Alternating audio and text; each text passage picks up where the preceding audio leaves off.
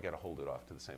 The thing that we're realizing about poverty is poverty actually, we've known that poverty causes stress on children for a long time. We call it now toxic stress because it turns out that that term resonates. But really it's the stress of living in poverty is enough to change how children develop.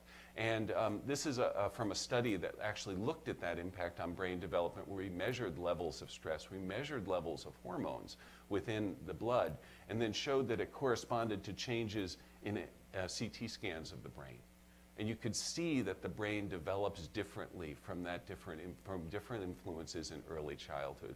That's a critical understanding for us to understand that there's actually a biological mechanism that takes the stress of living, turns it into biochemical markers in our system, and that those biochemical markers affect the way that our brains wire themselves. That's just critical to understand. So anything we can do to relieve that stress is going to be important. The people who relieve stress for children are their parents, to your point. We have to support families to be able to do this.